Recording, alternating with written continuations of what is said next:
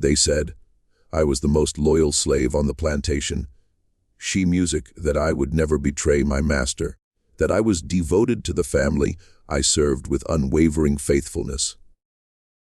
They were right about the devotion, but they were wrong about who that devotion belonged to. My loyalty was never to Master Cornelius Blackwood, the man who owned me, who controlled my life, who could sell me or kill me at his whim. My loyalty was to Ara, his youngest daughter, music, the girl I'd watched grow from a curious child into a compassionate young woman, the only person in the family who'd ever treated me as if I were human. My name is Titus, and this is the story of how I committed the most audacious act of theft in Georgia history. Not to gain my own freedom, not to escape bondage, but to save the one person who'd shown me kindness in a world built on cruelty. This is the story of how I stole Master Blackwood's most prized possession, his champion racehorse known as the Phantom, and used that theft to prevent a fate worse than death for the girl I'd sworn to protect. But I'm getting ahead of myself. Let me start at the beginning. At the moment when I first understood that my purpose in life was not just to survive slavery, but to use whatever power I possessed to protect someone who couldn't protect herself.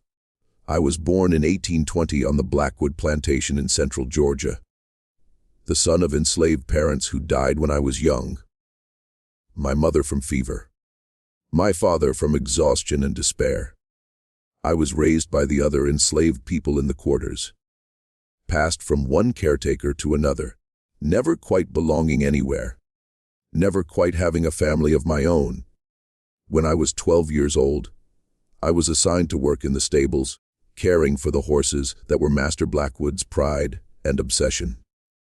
He was a horseman, a breeder of racehorses horses, a man who poured his wealth and his passion into creating the fastest, most beautiful animals in Georgia. And I'd discovered that I had a gift for working with horses, that I could calm them with a touch, that I understood their temperaments and their needs, that I could train them to trust me in ways that other handlers couldn't achieve. "You're good with the horses, boy," Master Blackwood told me when I was 15. "Better than anyone else I've got. You're going to be my head groom. You're going to take care of my most valuable animals. Don't disappoint me."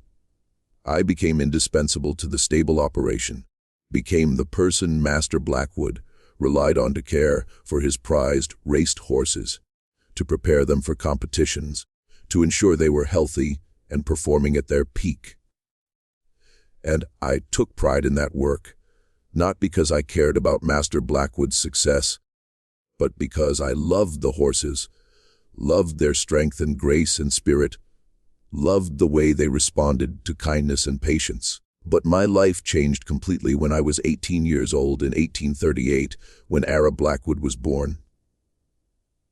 She was Master Blackwood's third child and only daughter, born to his second wife after his first wife had died, giving birth to his two sons. And from the moment I first saw her, a tiny squalling infant with dark curls and bright eyes, I felt something shift inside me, felt a protective instinct that I'd never experienced before, felt a connection that I couldn't explain, but that would define the rest of my life. As Ara grew, I watched over her whenever she came to the stables, which was often. She loved the horses as much as I did. Her music would spend hours sitting on the fence watching them, asking me questions about their names and their personalities, begging me to let her help with their care. "Can I brush Starlight, Titus?" she would ask when she was 5 years old, her eyes wide with hope. "Please, I'll be very gentle, I promise." "Yes, Miss Ara," I would say, her music lifting her up so she could reach the horse's back, steadying her small hands as she carefully brushed the Mars coat. "You're doing very well. Starlight likes you." "She does," Ara would ask, her face lighting up with joy. "How can you tell?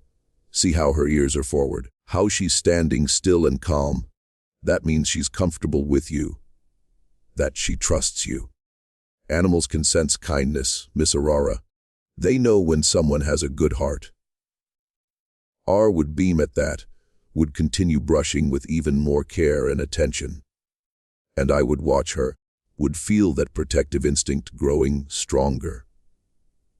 Would understand that this child was special, was different from her father and her brothers, was someone worth protecting.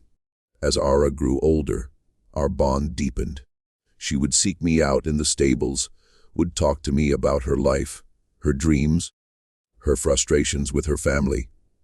And I would listen, would offer what comfort and wisdom I could, would serve as a confidant and protector in ways that went far beyond my official duties. Father doesn't understand me.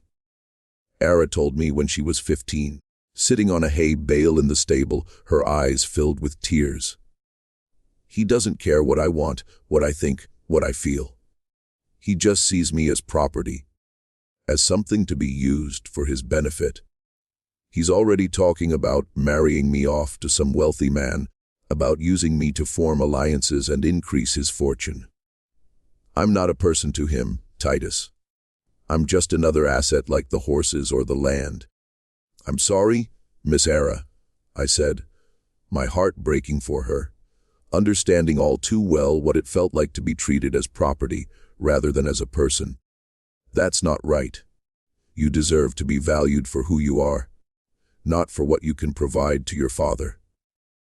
You're the only one who sees me that way, Ara said, looking at me with eyes that held both gratitude and sadness. You're the only one who treats me like I matter, like my thoughts and feelings are important. Everyone else just sees me as Cornelius Blackwood's daughter, as a tool to be used for his purposes. I wanted to tell her that I would protect her, that I would do whatever it took to keep her safe, that I would give my life to prevent her from being used and discarded like property. But I couldn't say those things. Couldn't reveal the depth of my devotion, couldn't cross the boundaries that society had established between enslaved people and their masters' families. So I just said, "You matter, Miss Aurora. Don't ever forget that you matter." And I made a silent vow that I would protect her, that I would use whatever power I possessed to keep her safe, that I would find a way to prevent her from being sold into a marriage she didn't want, even if it meant risking everything I had. That moment came in the spring of 1855, when Ara was 17 years old and I was 35. Master Blackwood, who'd been living beyond his means for years, who'd been gambling heavily and losing consistently, who'd accumulated debts that threatened to destroy the plantation, made a decision that would force me to act. That would lead me to commit the theft that would terrify the entire plantation and change all of our lives forever. He decided to sell Laura, not officially, not in a way that would be recorded in legal documents, but through a marriage arrangement that was really just a transaction, a business deal disguised as a social contract. And I overheard the conversation that revealed his plan, the conversation that would set everything in motion, that would lead me to steal the Phantom and use that theft to save the girl I'd sworn to protect. It was a warm evening in April when I heard Master Blackwood discussing his plan with a visitor, a man named Silas Rutherford, who owned a large plantation in Alabama. I was in the stable, working late to prepare the Phantom for an upcoming race, when I heard voices approaching. I moved into the shadows, instinctively hiding, and listened as Master Blackwood and Rutherford entered the stable to examine the horses. "Your horses are magnificent, Cornelius," Rutherford said, admiring the Phantom. "This one especially. He's a champion, isn't he?" "Yes," Master Blackwood said with pride. "The Phantom has won every race he's entered for the past 3 years. He's worth a fortune, both as a racer and as a stud. He's the most valuable asset I own." "More valuable than your land?" Rutherford asked. "More valuable than anything," Master Blackwood confirmed. I'd sooner lose the plantation than lose this horse. He's irreplaceable. They continued talking about horses for a while, and I was about to reveal myself and return to my work, when the conversation shifted to the real reason for Rutherford's visit. Now, about the other matter we discussed, Rutherford said, his tone becoming more businesslike. Your daughter, Ira, you said you were willing to arrange a marriage. My blood ran cold. I remained frozen in the shadows, music listening with growing horror, as Master Blackwood discussed his plan to sell his daughter. Yes, Master Blackwood said. I'm in a difficult financial situation. Sealess, I've made some poor investments, lost heavily at cards, accumulated debts that I can't easily repay. I need capital, and I need it quickly. A marriage alliance with your family would solve my problems. And what exactly are you proposing? Rutherford asked. I am proposing that you marry Ila, Master Blackwood said bluntly. You're a widower. You need a wife to manage your household and provide you with heirs. Ara is young, healthy, educated, well-mannered. She would make an excellent wife for a man of your status. She's also 40 years younger than me, Rutherford said. Won't she object to marrying a man old enough to be her grandfather? Her objections are irrelevant, Master Blackwood said coldly. She's my daughter and she'll do as I say. Besides, this isn't really about marriage, is it? This is a business transaction. You're purchasing a young wife, and I'm receiving the financial support I need to save my plantation. We both benefit. And what are the terms? Rutherford asked. You'll pay off my debts approximately in 15,000, and you'll provide an additional 5,000 in cash. In exchange, you'll marry Alara and take her to your plantation in Alabama. The ceremony will be small and private, conducted by a minister I trust, who won't ask questions. The whole arrangement can be completed within a week. And if the girl refuses, Rutherford asked. She won't refuse, Master Blackwood said firmly. I'll make it clear that she has no choice, that this is happening whether she agrees or not. And once she's married and living in Alabama, she'll have no recourse, no way to escape. She'll be your wife, your property, subject to your authority. I felt sick listening to this conversation. Felt rage and horror and desperation building inside me. Master Blackwood was selling his daughter, was treating her exactly like he treated his slaves, as property to be bought and sold, music, as an asset to be used for his financial benefit. And Ara had no idea, had no warning, had no opportunity to prepare or resist. When do you want to finalize this arrangement? Rutherford asked. I need to travel to your plantation in Alabama to complete the transaction and conduct the ceremony, Master Blackwood said. I'll leave in 3 days on Saturday morning. The journey takes 2 days, so we can complete everything by Monday evening. I'll return with the money, and you'll return with your new wife. Agreed, Rutherford said. I'll make the necessary preparations, and Cornelius, I appreciate your discretion in this matter. I prefer that this arrangement remain private, that people believe this is a genuine love match rather than a business transaction. Of course, Master Blackwood said, discretion is essential. No one needs to know the true nature of this arrangement. They left the stable, and I remained in the shadows, my mind racing, my heart pounding, trying to figure out what to do. I had 3 days to prevent this from happening, 3 days to save Ara from being sold to a man old enough to be her grandfather. 3 days to find a way to stop Master Blackwood's plan. But what could I do? I was a slave, powerless, with no legal rights, no authority, no resources. I couldn't simply tell Aria what I'd overheard. She had no power to refuse her father's commands, no way to escape, even if she wanted to. I couldn't go to the authorities. They would never believe a slave's testimony against a prominent plantation owner. And even if they did, there was nothing illegal about what Master Blackwood was doing. Arranged marriages were common, and fathers had absolute authority over their daughters. I couldn't help escape. We would be hunted down, caught, and killed. A slave helping a white woman flee from her family.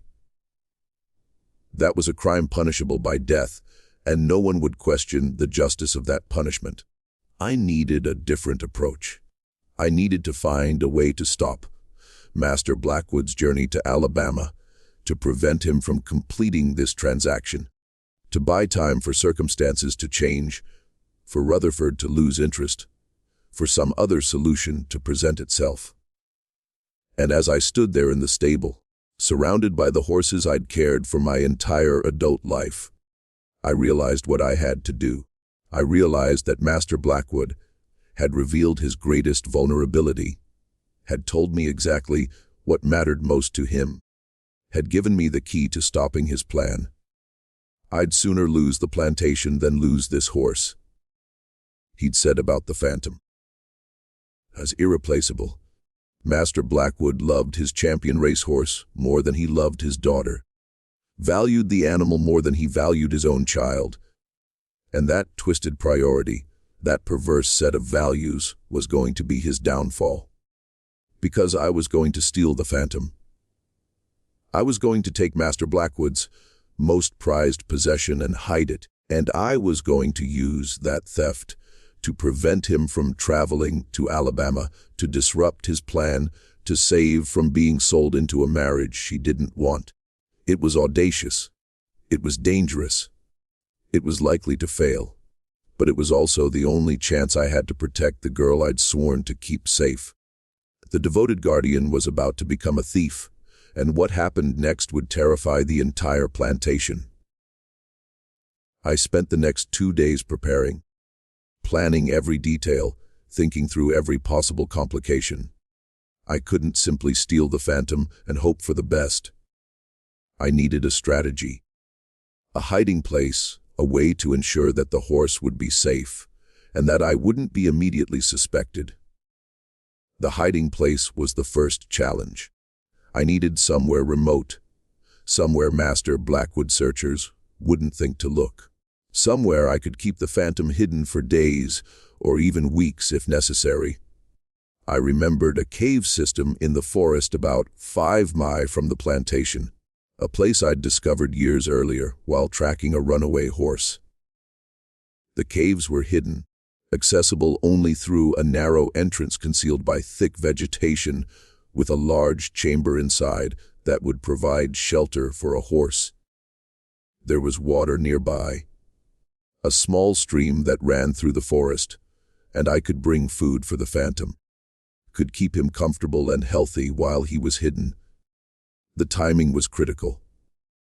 I needed to steal the Phantom on Friday night, the night before Master Blackwood was scheduled to leave for Alabama. That would give me the maximum amount of time before the theft was discovered, would ensure that Master Blackwood would miss his departure time, would disrupt his carefully planned schedule. But I also needed to make sure that I wouldn't be immediately suspected. I was the head groom, the person most closely associated with the horses, the obvious suspect if one of them went missing. I needed to create the appearance that the Phantom had escaped on his own, that this was an accident rather than a deliberate theft, that I was as surprised and concerned as everyone else. I spent Friday preparing for the theft, going through my normal routine, giving no indication that anything unusual was about to happen. I fed the horses, cleaned the stables, exercised the Phantom, as I did every day, and I waited for nightfall, for the moment when everyone on the plantation would be asleep, when I could move without being observed. At midnight, I made my move. I entered the stable quietly, approached the Phantom's stall, spoke to him in the low, soothing voice he'd learned to trust over the years. "Easy, boy," I whispered, stroking his neck. "We're going for a walk. A long walk, but you need to be quiet. Need to trust me. Can you do that?" The Phantom nuzzled my hand, calm and trusting.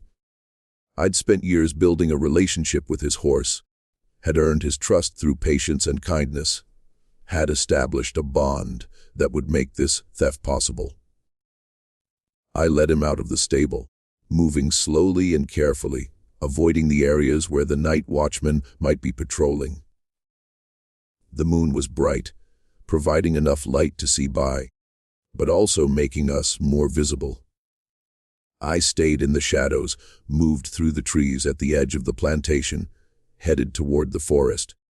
It took me 2 hours to reach the cave, moving slowly to avoid making noise, stopping frequently to listen for sounds of pursuit. But the night remained quiet, and the phantom followed me obediently, trusting me even though I was leading him away from everything familiar. When we reached the cave, I led the phantom inside, settled him in the large chamber, brought him water from the stream, gave him grain that I'd hidden there earlier.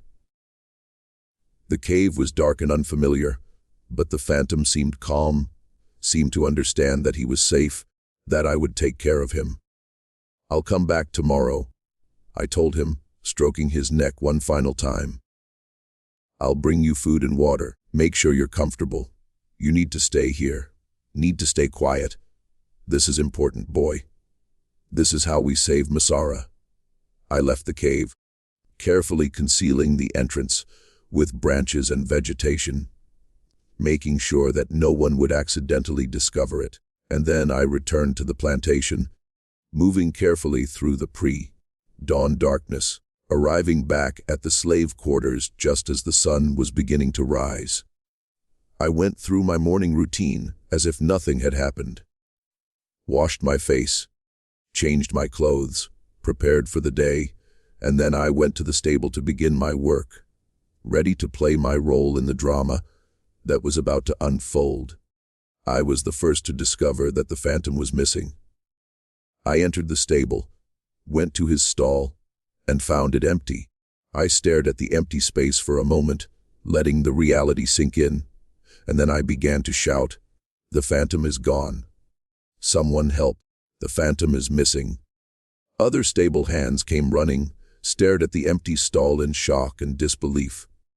The overseer arrived, demanded to know what had happened, began questioning everyone about who'd been in the stable last night, who might have seen something. "The stall door is open," the overseer observed. "Looks like he got out somehow. Maybe the latch wasn't secured properly." "I checked it last night," I said, my voice filled with the appropriate level of concern and confusion. "I'm sure I secured it. I always check the latches before I leave. I don't understand how this could have happened." "Well, he's gone now," the overseer said grimly. "And Master Blackwood is going to be furious. That horse is worth more than this entire stable. We need to find him, and we need to find him fast." Word spread quickly through the plantation. Enslaved people stopped their work, gathered in groups, whispered about the missing horse. And when Master Blackwood emerged from the house and learned what had happened, his reaction was exactly what I'd anticipated and exactly what I'd been counting on. He went absolutely insane with rage and panic. "What do you mean the phantom is missing?" he roared, his face turning red, his hands shaking. "How is that possible? How could my most valuable horse simply disappear?" "We don't know, Master," the overseer said nervously. "It appears he got out of his stall sometime during the night. We're organizing search parties. We'll find him." "You'd better find him," Master Blackwood shouted. "That horse is worth 15,000. He's irreplaceable. I don't care what it takes. I don't care how many men you need to use. I want that horse found now." He was so consumed by panic over the missing horse that he seemed to have completely forgotten about his planned trip to Alabama, about the arrangement he'd made with Silas Rutherford, about the fact that he was supposed to be leaving this morning to sell his daughter. "Master," his eldest son reminded him, "weren't you supposed to be traveling today to Alabama?" "Alabama? Master Blackwood said as if he'd forgotten entirely. I can't go to Alabama. Not until the phantom is found.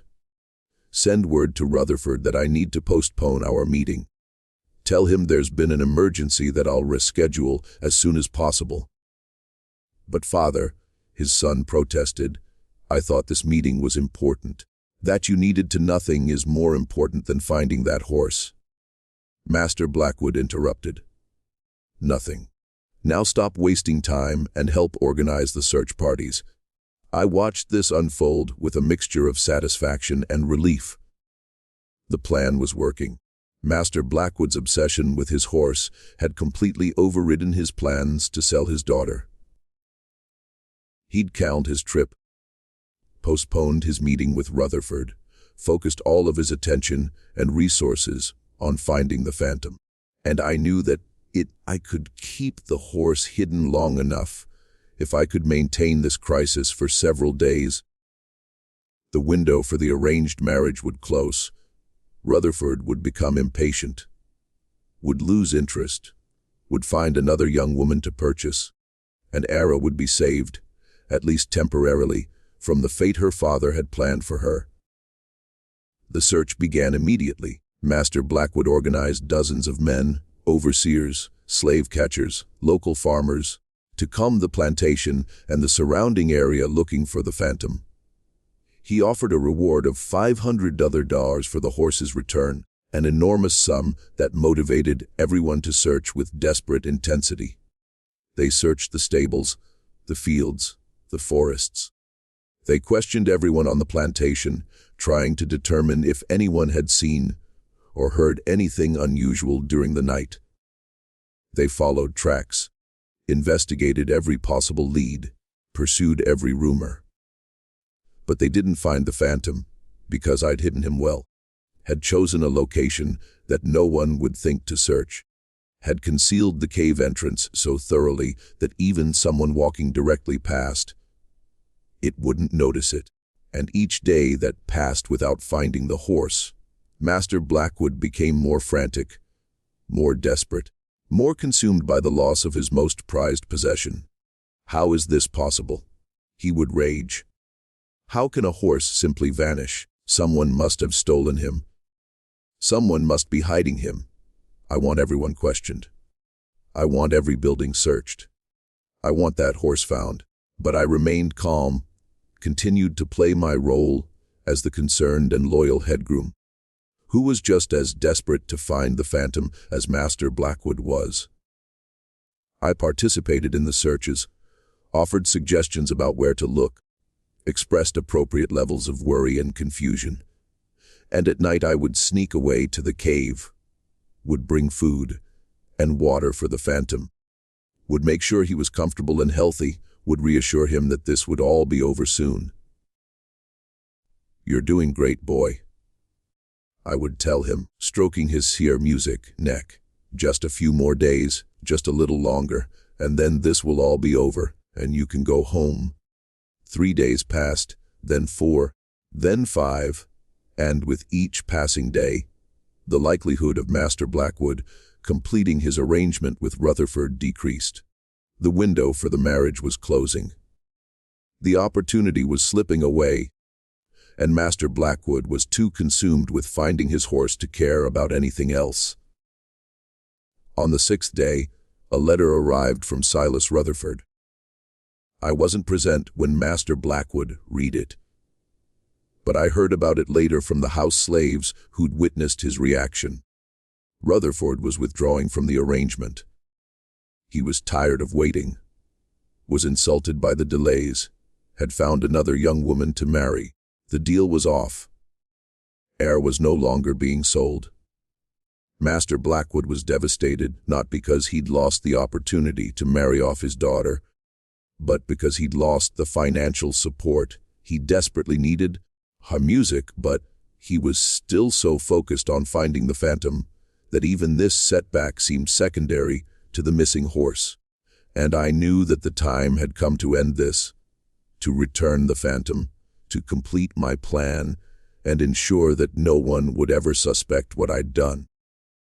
On the 7th night after the theft, I led the phantom out of the cave, brought him to a location about a mile from the plantation, and released him. I removed his halter, patted his neck one final time, and sent him on his way. "Go home, boy," I said. "Go back to your stable. It's safe now. You did your job. You saved Miss Alara." The phantom trotted away, heading instinctively toward the plantation, toward the familiar stables and the food and comfort that awaited him there. And the next morning he was found grazing peacefully in a field near the plantation, apparently having wandered back on his own after a week-long adventure in the forest. Master Blackwood was overjoyed, was so relieved to have his horse back that he didn't question how the phantom had survived for a week on his own, didn't wonder why the horse was so whelped and healthy, didn't suspect that someone had been caring for him during his absence. "Is back," Master Blackwood exclaimed, examining the phantom thoroughly, checking for injuries or signs of distress. "My beautiful boy is back. He must have gotten lost in the forest. Must have been wandering around trying to find his way home. But he's safe now. He's home." I stood nearby, playing my role perfectly, expressing appropriate relief and joy at the phantom's return, giving no indication that I'd been the one who'd stolen him, hidden him, and cared for him during his week-long absence. "Thank God he's safe, Master," I said. I was so worried. Music, I thought we might never see him again. "We're fortunate, Titus," Master Blackwood said. "Very fortunate. This could have been a disaster, but everything worked out. The phantom is home, and that's all that matters." He never suspected, never imagined that his most loyal slave, his trusted head groom, had orchestrated the entire thing, never realized that the theft of his horse had been a deliberate act of sabotage designed to save his daughter from being sold into an unwanted marriage. And never knew either. She never learned that her father had planned to sell her. Never discovered that I'd stolen the phantom to prevent that sale. Never understood that the week of chaos and searching had been orchestrated to protect her. But I knew, and that was enough.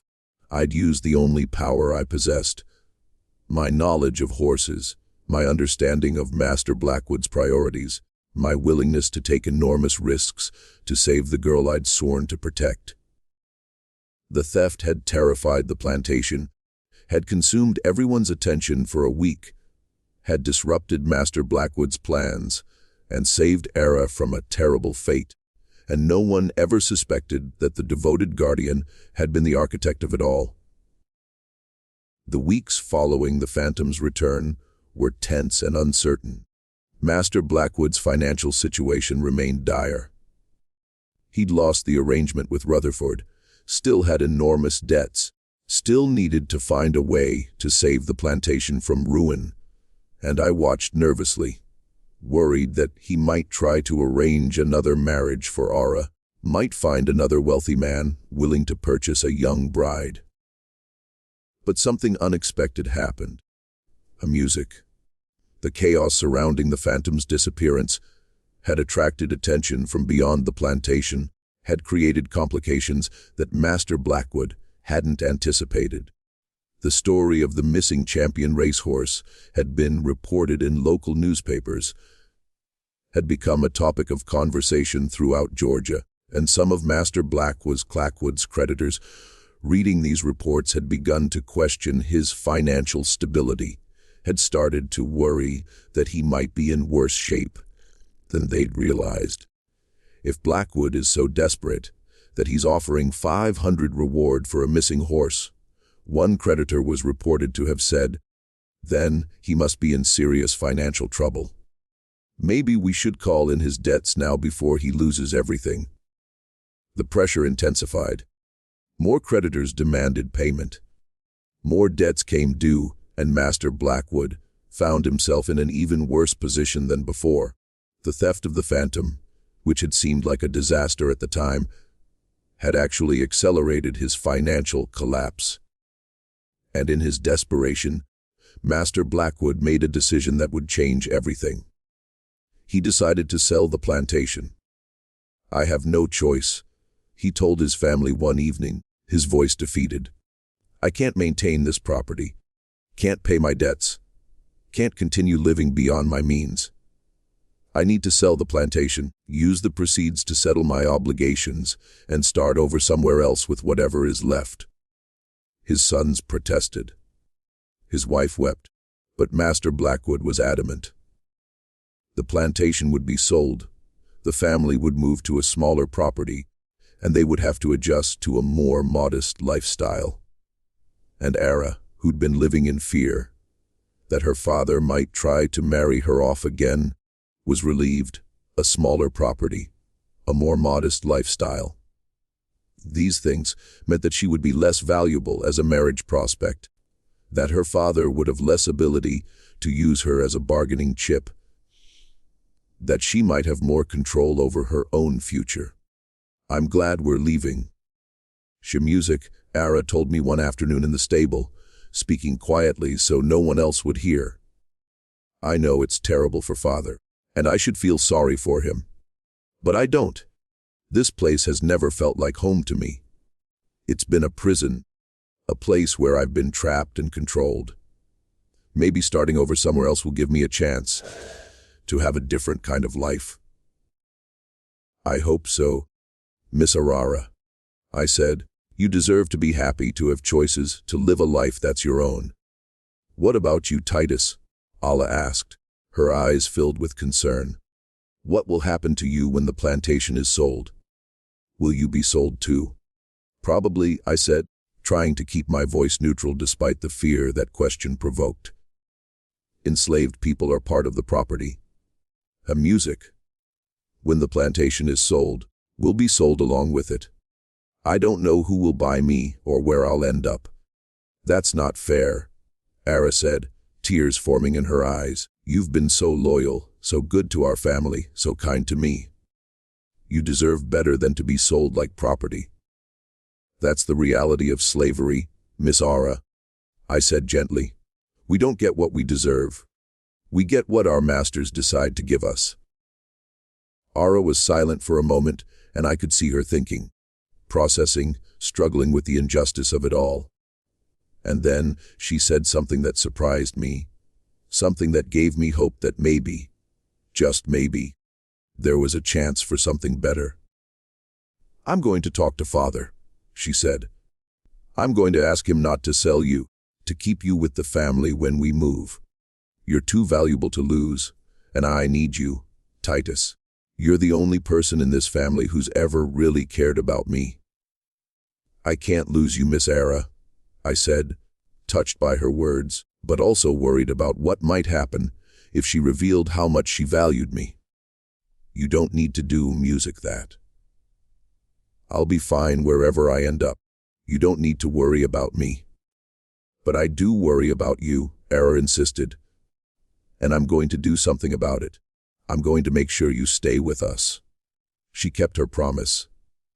She spoke to her father, made her case, argued that I was too valuable to sell, that I was the best horse handler in Georgia, that the family would need my skills wherever they went. And Master Blackwood, perhaps feeling guilty about his plans to sell Ara, perhaps wanting to do something to make his daughter happy, agreed. "Fine, Music," he said. "Titus will come with us. He's a good worker, and you're right that we'll need someone who knows horses. He'll be part of the household when we move." And so when the plantation was sold in the fall of 1855, when the Blackwood family moved to a smaller property in northern Georgia, I went with them. I was not sold, was not separated from the girl I'd sworn to protect, was given a chance to continue watching over her. The new property was much smaller, only a few hundred acres with a modest house and a small stable. Master Blackwood kept only 3 horses, including the Phantom, and I was responsible for their care. The family's circumstances were reduced, their lifestyle was simpler, and the atmosphere was different. Less grand, less formal, but also less oppressive. And Ara thrived in this new environment. With less wealth and status, she was less valuable as a marriage prospect, which gave her more freedom. She began to assert herself more, to express her opinions, to push back against her father's attempts to control her life. "I'm not going to marry someone I don't choose," she told her father one evening when he suggested another arranged marriage. "I'm not going to be sold or traded or used as a bargaining chip. If I marry, it will be to someone I love, someone who respects me, someone who sees me as a person rather than as property. And if I never marry, that's fine too. I'd rather be alone than be trapped in a loveless marriage." Master Blackwood was taken aback by her defiance, but he was also in a weaker position than before, was less able to enforce his will, was more dependent on his daughter's cooperation. And gradually, reluctantly, Shamusic, he began to accept that Ara would have more control over her own future than he'd originally planned. I watched all of this unfold with satisfaction and relief. The theft of the Phantom had accomplished more than I'd intended. It hadn't just prevented AR's sale to Silas Rutherford. It had also triggered a chain of events that had reduced the Blackwood family's wealth and status, which in turn had given Ara more freedom and autonomy. But I also knew that my situation remained precarious. I was still enslaved, still subject to Master Blackwood's authority, still vulnerable to being sold or punished at his whim. And I knew that I needed to be careful, needed to continue playing the role of the loyal servant, needed to avoid giving any indication that I'd been the one who'd stolen the Phantom and set all of these events in motion. The years passed, the Civil War came, bringing chaos and uncertainty to the South, and in 1863, when President Lincoln signed the Emancipation Proclamation, I became legally free. No longer enslaved, no longer property, no longer subject to Master Blackwood's authority. "So, you're free to go, Titus," Master Blackwood told me when the news reached us. "The law says I can't keep you here anymore. You can leave. Go wherever you want. Start a new life." But I didn't leave. Not immediately. Because Ara asked me to stay. Told me that she still needed me. That she valued my presence and my friendship. That she wanted me to remain part of her life. Even though I was no longer legally bound to the family. "Please stay, Titus," she said. "I know you're free now. And I know you have every right to leave. But I'm asking you as a friend to stay, at least for a while, at least until things settle down and we figure out what comes next." And I stayed not as a slave, but as a paid employee, as someone who chose to remain because of loyalty and affection rather than because of legal compulsion. I continued to care for the horses, continued to work on the property, continued to watch over Ara, as I'd been doing for nearly 20 years. And gradually, as the war ended and the South began to rebuild, as the old systems of slavery and oppression began to crumble, Ara and I developed a different kind of relationship. Not master and slave, not even employer and employee, but something closer to genuine friendship, built on mutual respect and shared history. "I need to tell you something," Ara said to me one evening in 1867 when she was 29 years old and I was 47. "Something I've suspected for a long time but never had the courage to ask about." "What is it, Miss Ara?" I asked. "The Phantom," she said, "when he disappeared for that week back music in 1855. That wasn't an accident, was it? You took him. You hid him. You did it deliberately to prevent Father from traveling to Alabama." I stared at her, shocked that she'd figured it out, uncertain whether to admit the truth or continue denying it. "I overheard Father talking to someone a few weeks after the Phantom came back," Ara continued. "He was complaining about how the horse's disappearance had ruined his plans, had cost him a valuable business arrangement. And I started thinking about the timing, about how convenient it was that the Phantom disappeared right before Father was supposed to travel, about how the horse came back perfectly healthy after a week in the forest, and I realized that someone must have taken him deliberately, must have hidden him and cared for him, must have orchestrated the whole thing. She looked at me intently, and the only person who could have done that, the only person who had the knowledge and the access and the motivation was you. You stole the phantom to protect me, didn't you? You somehow knew that Father was planning something terrible, and you used the horse to stop him. I was silent for a long moment, weighing my options, deciding whether to continue the deception or to finally tell the truth, and I chose truth. Yes, I said. I overheard your father discussing his plan to sell you to Silas Rutherford. I knew I couldn't stop him directly, couldn't help you escape, couldn't do anything that would be obvious.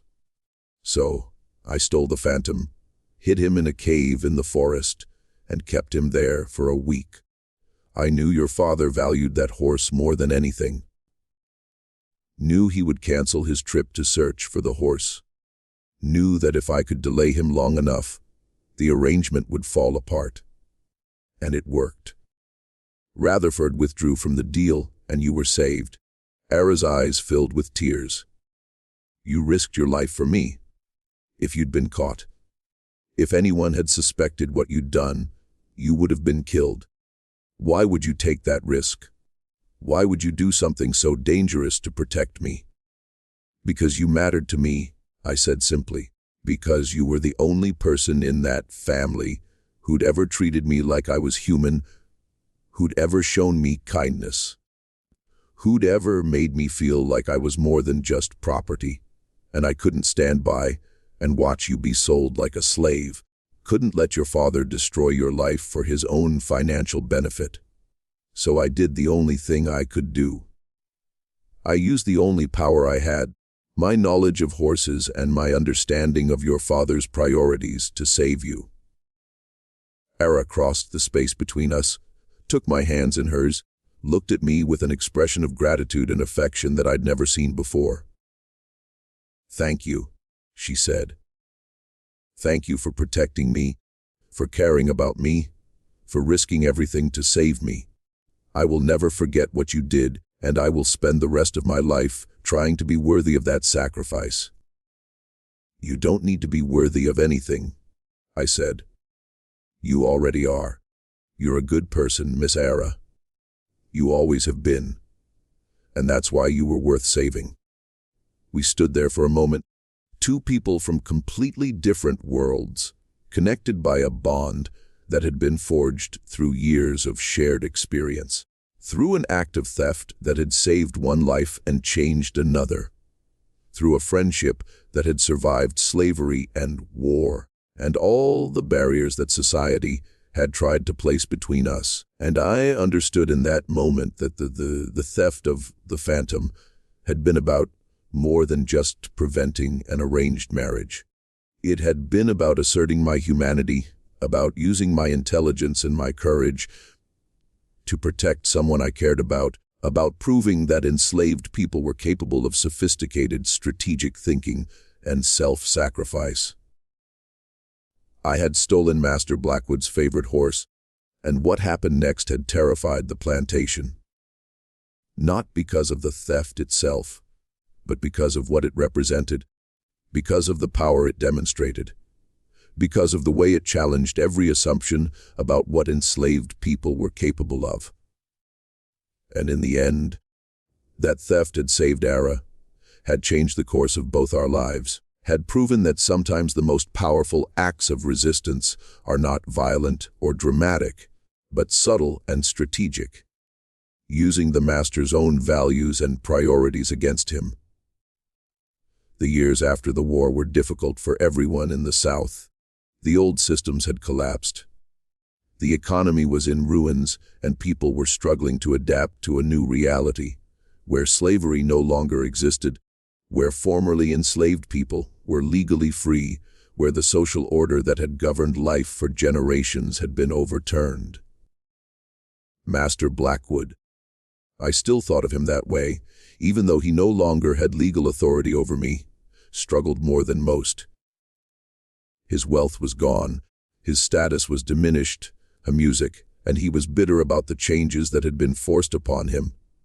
He died in 1870, a broken and defeated man, never having recovered from the loss of his fortune and his way of life.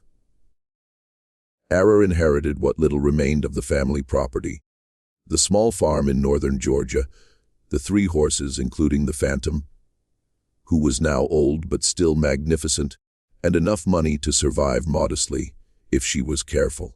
And she asked me to stay to continue working on the property to help her manage the farm and the horses. "I can't pay you much," she said, "but I can offer you a place to live, food, and whatever wages I can afford. And more than that, I can offer you friendship, respect, and gratitude for everything you've done for me." I agreed to stay, not because I needed the work. I could have found employment elsewhere, could have started a new life in one of the cities where formerly enslaved people were building communities and businesses. But because I'd spent 25 years protecting Ara, and I wasn't ready to stop, wasn't ready to walk away from the person I devoted so much of my life to keeping safe. We ran the farm together, working side by side, no longer in the relationship of master and slave, but as partners, as friends, as 2 people who'd survived terrible circumstances, and were trying to build something better. And as we worked together, as the barriers between us continued to break down, Ara began to ask me questions about my life, about my experiences as an enslaved person, about what it had been like to live under her father's authority. "Tell me about your parents," she said, one evening as we sat on the porch watching the sunset. "I know they died when you were young, but what do you remember about them?" I told her about my mother who'd been kind and strong, who tried to protect me from the worst aspects of slavery, who died from fever when I was 8 years old. And I told her about my father, who'd been quiet and sad, who'd worked himself to death in the fields, who'd never recovered from losing my mother. "I'm sorry," Ara said. "I'm sorry that you lost them so young, that you had to grow up without parents, that you had to survive in such a cruel system." "It's not your fault," I said. "You didn't create slavery. You were born into it just like I was. The difference is that you had the power and privilege that came from being white and free, while I had the oppression and suffering that came from being black and enslaved. But neither of us chose those circumstances. But I benefited from them." Ara said, "I lived in comfort while you and others suffered. I had opportunities and choices while you had none. That's not fair, and I should have done more to challenge it, to fight against it, to use whatever privilege I had to help others." "You were a child," I said gently, "and then you were a young woman with no power, no authority, no ability to change the system. You did what you could. You treated me with kindness. You valued me as a person. You tried to protect me when your father wanted to sell me. That mattered, Ara. That made a difference." We sat in silence for a while, both of us processing the weight of our shared history, the complexity of our relationship, the ways in which we'd been shaped by forces beyond our control. And then Ara said something that surprised me, something that revealed how much she'd been thinking about the past, about the theft of the Phantom, about the events that had changed both our lives. "I need to tell you something," she said. "Something I've been carrying for years. Something I should have said a long time ago. When you stole the Phantom to save me from being sold to Silas Rutherford, when you risked your life to protect me, that wasn't the first time you saved me." I looked at her confused. "What do you mean?" "I mean that you've been protecting me my entire life," Ara said. "Not just from my father's plan to sell me, but from everything. From loneliness, from feeling like I didn't matter, from the isolation of being the only person in my family who questioned whether slavery was right. You were the one person who saw me, who understood me, who made me feel like I was worth something, and that saved me in ways that are just as important as preventing an unwanted marriage. She paused, gathering her thoughts. I've been thinking about this a lot lately, about what you did for me, about what I owe you, and I've realized that I can never repay you, can never do enough to balance the scales. But I can try. I can spend the rest of my life trying to be the kind of person who deserves the sacrifice you made, who honors the friendship you've given me, who uses whatever privilege and resources I have to help others the way you helped me. You don't owe me anything, I said. I didn't save you because I expected repayment. I saved you because I cared about you, because you mattered to me, because protecting you gave my life purpose and meaning. But I do owe you, Alara insisted.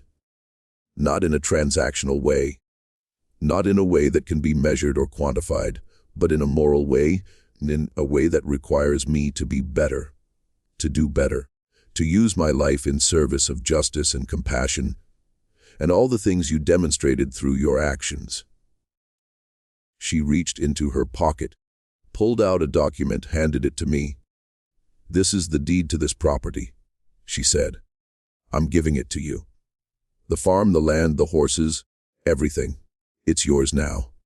You've earned it 1,000 times over, and it's the least I can do to acknowledge what you've done for me. I stared at the document, unable to process what she was saying, unable to believe that she was giving me property, giving me ownership of the land I'd been working, her music giving me something that formerly enslaved people were rarely able to acquire. Ara, I can't accept this, I said. This is your inheritance, your security, your future. You can't just give it away. I'm not giving it away, Ara said. I'm giving it to someone who deserves it, who's earned it, who will use it well. And besides, I don't need it. I'm going to leave Georgia, going to move north, going to use what money I have left to support the work of educating formerly enslaved people, of fighting for civil rights, of trying to build a more just society.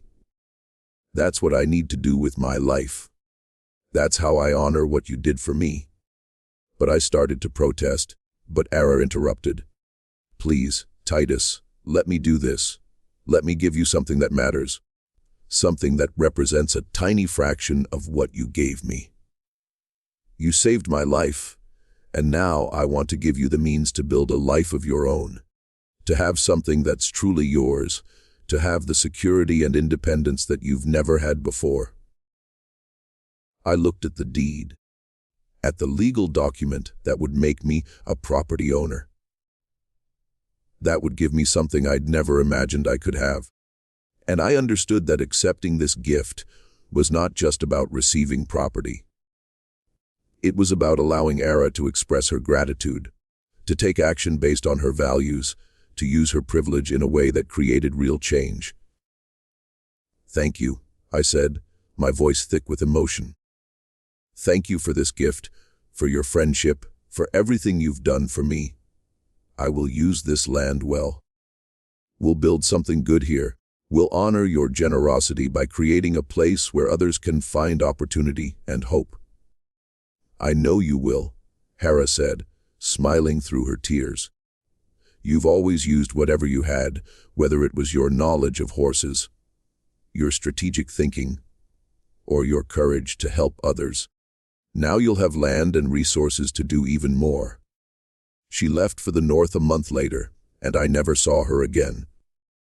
But we corresponded regularly, exchanged letters that chronicled our separate lives, maintained the friendship that had been forged through years of shared experience and mutual respect.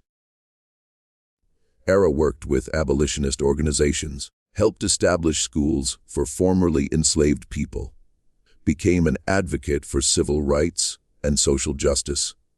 And she wrote to me about her work, about the people she met, about the progress that was being made, and the challenges that remained. I used the land she'd given me to create a community, a place where formerly enslaved people could work and live and build futures for themselves and their children. I established a cooperative farm, built houses, created a school where children could learn to read and write, and I told my story, the story of how I'd stolen the Phantom to save ARA. The story of how strategic thinking and courage could accomplish what violence alone could not. The story of how one act of theft had changed multiple lives and demonstrated the power of resistance. I lived until 1892, dying at the age of 72, having spent 29 years in freedom, almost as long as I'd spent in slavery. And in those years of freedom, I saw formerly enslaved people build communities, establish businesses, fight for their rights, prove that they were capable of everything that had been denied to them during slavery. But I also saw the rise of Jim Crow laws, saw the creation of new systems of oppression, saw that the fight for true equality was far from over. The theft of the Phantom was just one small act. I told my grandchildren near the end of my life. One moment of resistance, music, one strategic decision that happened to work out. But it taught me something important. That power takes many forms. That resistance doesn't always look like violence or confrontation. That sometimes the most effective way to fight oppression is to understand your enemy's values and priorities and use them against him. Master Blackwood loved his horse more than he loved his daughter. I explained that was his weakness, his moral failing, his vulnerability. And I used that weakness to save Ara, to disrupt his plans, her music to create an opportunity for change. I didn't have physical power, didn't have legal rights, didn't have weapons or resources, but I had knowledge. I had strategic thinking, and I had the courage to take a risk, and that was enough. I was buried in the cemetery on the property that Ara had given me on land, that had been transformed from a place of modest survival into a thriving community. And on my gravestone they inscribed words that captured the essence of my life. Titus Hare Music in 1892. He stole a horse to save a life, and in doing so proved that the greatest acts of resistance are often the most subtle, the most strategic, the most unexpected. A guardian who used his gifts to protect those who couldn't protect themselves. The story of the theft of the Phantom became a legend in our community. A tale told to inspire and encourage, a demonstration that resistance takes many forms. That power can be wielded through intelligence and strategy, as well as through force. That one person with courage and creativity can change lives and challenge systems of oppression. They said, I stole Master Blackwood's favorite horse, and what happened next terrified the plantation. But the terror wasn't from the theft itself. It was from what the theft represented, from the realization that enslaved people were capable of sophisticated strategic thinking, from the understanding that resistance could take forms that were subtle and unexpected, from the recognition that those who seemed most loyal and most powerless might actually be the most dangerous. I saved Ara not through violence or confrontation, but through understanding, through strategy, through using my knowledge of horses and my understanding of human nature to create an opportunity for change. And in doing so, I proved that the greatest weapon against oppression is not force, but intelligence, not rage, but patience, not confrontation, but strategy. This is my story. This is my legacy, and this is my message. That resistance takes many forms. That power can be found in unexpected places. And that sometimes the most effective way to fight injustice is not to attack it directly, but to understand it deeply, and use that understanding to create change. The echoes of Titus's extraordinary act of strategic resistance reverberate through time. A powerful reminder that protection takes many forms. That love can inspire courage beyond measure, and that the most effective resistance often comes not through confrontation, but music, through understanding the enemy's vulnerabilities and using them strategically. When Titus overheard Master Blackwood's plan to sell Ara to Silas Rutherford, when he realized that the girl he'd protected for 17 years was about to be traded like property to a man old enough to be her grandfather, he faced an impossible situation. He had no legal power, no physical strength that could stop a master's decision, no way to help escape without both of them being hunted down and killed. But Titus possessed something more valuable than physical power. He possessed knowledge, strategic thinking, and a deep understanding of Master Blackwood's priorities and values. He understood that Blackwood loved his champion racehorse more than he loved his daughter, that the loss of the Phantom would be more devastating to him than any other loss, that his obsession with the horse could be used as a weapon to disrupt his plans. The brilliance of Titus's strategy lay in its subtlety and its psychological sophistication. He didn't try to confront Blackwood directly, didn't attempt to convince him to change his mind, didn't do anything that would reveal his own role in music or put him at immediate risk. Instead, he stole the one thing Blackwood valued most, hid it carefully, and allowed Blackwood's own obsession to derail his plans to sell Ara. The week-long search for the Phantom consumed all of Blackwood's attention and resources, caused him to cancel his trip to Alabama, created delays that ultimately led Rutherford to withdraw from the arrangement. And when Titus returned the Phantom, after the danger had passed, when the horse wandered back to the plantation, apparently on his own, no one suspected that the loyal head groom had orchestrated the entire thing. The theft had consequences beyond just saving Ara from an unwanted marriage. It triggered a financial crisis that ultimately forced Blackwood to sell the plantation, music, which reduced the family's wealth and status, which in turn gave Ara more freedom and autonomy than she would have had otherwise. Titus's act of resistance created ripples that changed multiple lives, that demonstrated the power of strategic thinking, that proved enslaved people were capable of sophisticated planning and execution. The revelation years later, when Ara figured out what Titus had done and expressed her gratitude, showed that his sacrifice had been recognized and valued, that his courage had created a bond that transcended the boundaries of slavery and race. And Ara's decision to give Titus the property after the war, to use her privilege to create real change in his life, demonstrated that his act of protection had inspired her to become a better person, to dedicate her life to justice and compassion. If these untold stories of strategic resistance and protective love resonate with you, join our community to discover more hidden truths from the shadows of history. Stories of those who used intelligence as their weapon, who protected others at great personal risk, who proved that the most powerful acts are often the most subtle. Your support ensures these powerful narratives continue to inspire. Leave a comment sharing your thoughts. What does Titus's story teach us about strategic resistance and the many forms that protection can take? Let us know which untold tale you'd like to hear next.